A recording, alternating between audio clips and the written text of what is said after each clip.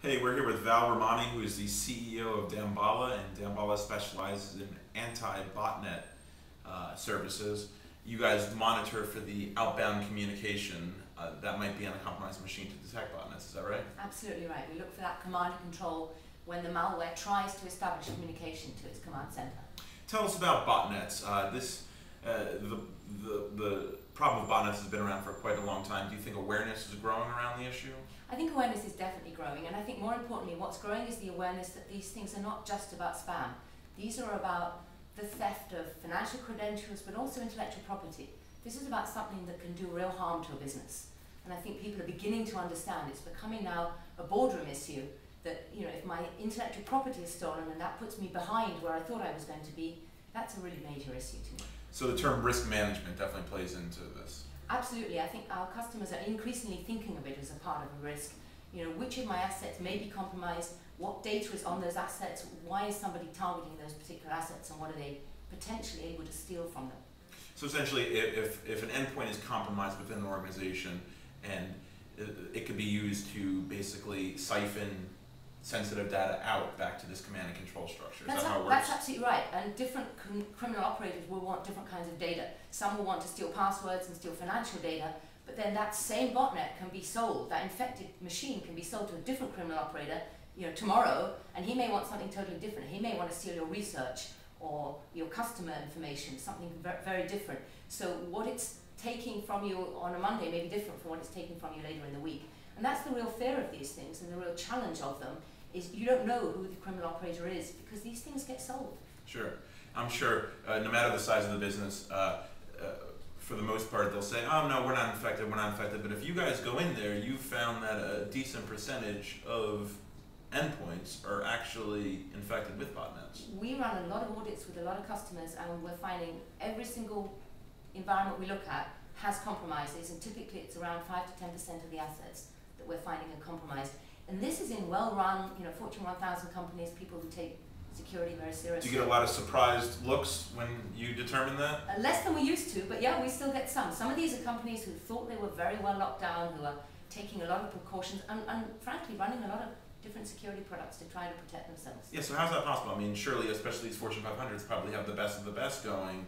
How is it that these infections are going so undetected? The criminal operators have got very smart.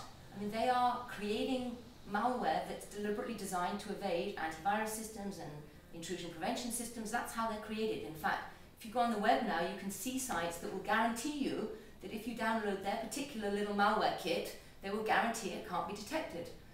They're designed to be undetectable. They keep changing the signatures, they wrap themselves in layers. They're designed not to be able to be found. And you found too that there may not necessarily be infection at the headquarters or the corporate offices, but maybe you go out to some of the branch locations, some of the secondary locations, and that's where the infections That's might absolutely be. right. The criminals will find the easiest route in. And the only way to really look at these is to look, as you said right at the beginning, at this command and control, because they can't alter that. They can alter the signature of the malware. At the end of the day, it still has to establish that communication in order to do any harm.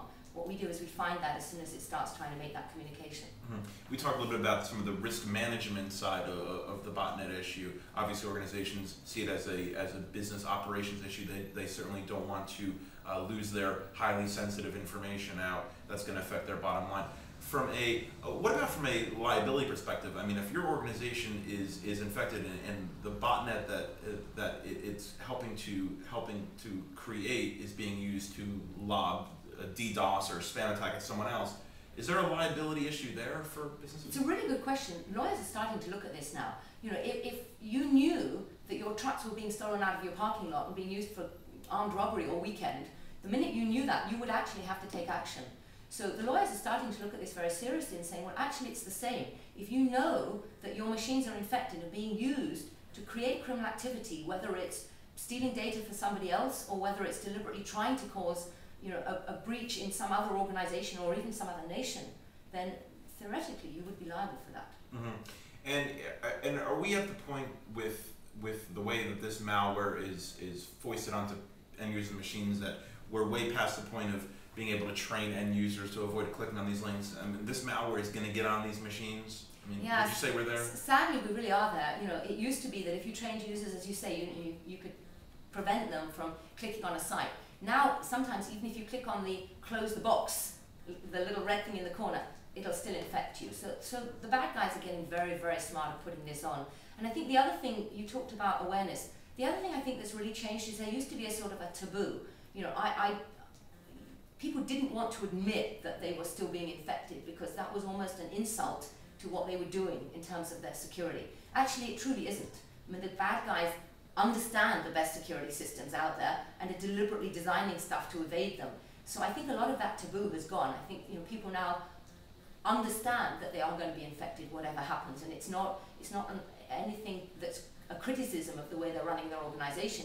It's just the fact that these people will get around it. Well, it's certainly good to hear that the awareness is going up the stairs to the boardroom right now, and I'm sure a lot of security departments can take some ease knowing that is happening.